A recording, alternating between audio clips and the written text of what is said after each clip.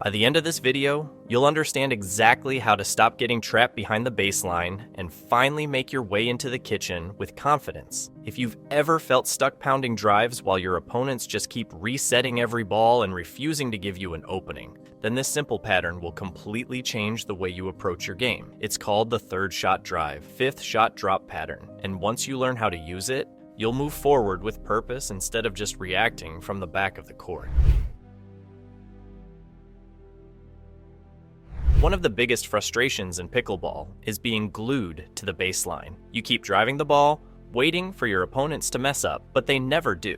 And because you're stuck so far back, every time you try to hit a soft drop into the kitchen, it ends up either in the net or flying too high and getting slammed back at you. The further you are from the net, the harder it becomes to hit a controlled drop shot with the right touch. When you're way behind the baseline, there's just too much distance between you and the kitchen. You have to lift the ball higher to clear the net, which means giving your opponents more chances to attack. And when they keep pounding those high balls, you're forced to play defense instead of building your own offense. It's an exhausting cycle, and it keeps you from ever getting to that all-important kitchen line where points are really won. On the flip side, the closer you are to the net, the easier that soft drop becomes. Think about how easy it feels to dink at the kitchen line. You're right next to your target, and the motion feels natural. Even beginners can dink consistently once they're at the kitchen because proximity makes control simple. So the question becomes, how do you get closer to the kitchen safely when your opponent is keeping you pinned back?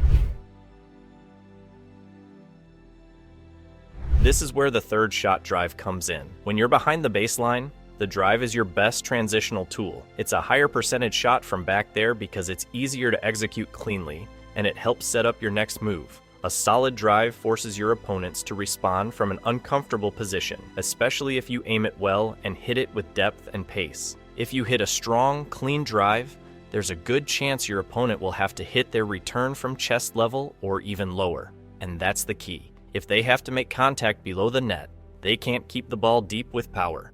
Instead, they're likely to send back a softer, shorter shot that lands inside the court. That's your green light. The shorter their return, the closer you can step in, and that's when your fifth shot drop becomes much easier to hit. So instead of trying to hit a perfect third shot drop from deep behind the baseline, a low percentage play, you use your third shot drive as a setup. You drive that first ball with purpose, not to end the point, but to open the door for an easier, safer drop on the very next shot.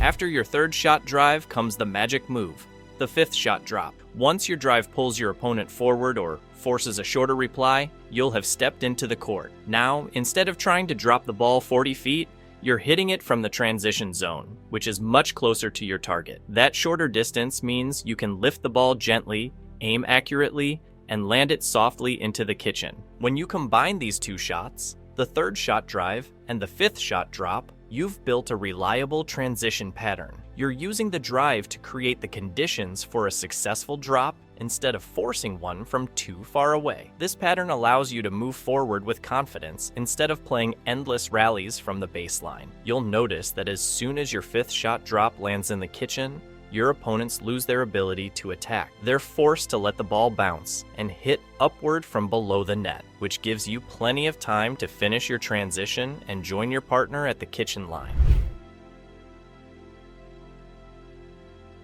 Now here's where most players go wrong. After hitting a solid third shot drive, they get excited. The adrenaline kicks in, and instead of following up with a smart drop, they swing hard again. Drive, drive, drive, and before they know it, they've either missed long, hit into the net, or given their opponents an easy chance to counterattack. The problem with overdriving is that as you move closer to the net, the window for a successful drive gets smaller. You have less distance between you and your opponents, less reaction time, and often a lower contact point. From that mid-court position, trying to drive again means you're hitting up on the ball with little room for error. It's far more likely to sail out or come off too high, setting you up for another painful slam. So, instead of treating the drive as a weapon to end the point, treat it as a tool to set up your drop. Think of the drive as the door opener and the drop as your key to entering the kitchen. The sooner you shift that mindset, the easier it becomes to transition forward safely. Let's picture it step by step. You're serving and get a deep return. You're behind the baseline. Instead of trying a risky drop, you hit a firm, controlled drive toward your opponent's weaker side or at their body. The ball comes back, but this time it's lower and shorter. Perfect. You step inside the court, lift your paddle under the ball, and execute your soft fifth shot drop that lands beautifully in the kitchen. Now you're in. You've transitioned up in just 2 clean moves without taking unnecessary risks. Compare that to players who just keep swinging away. They might eventually win a point or two by overpowering someone, but more often they stay stuck in defensive limbo, far from the kitchen, hoping for mistakes that never come. The drive-drop combo gets you off that baseline and into the offensive zone faster and with more control. Think of the third shot drive and fifth shot drop as your personal transition combo. The drive gets you started, forcing a weaker reply, and the drop finishes the job by getting you into the kitchen safely. It's a strategy built on control, not chaos. You're not trying to blow your opponents off the court. You're trying to build your position step by step until you control the rally from the line. Once you start using this pattern, you'll notice a big difference in how smooth your transitions feel. You'll stop getting stuck behind the baseline,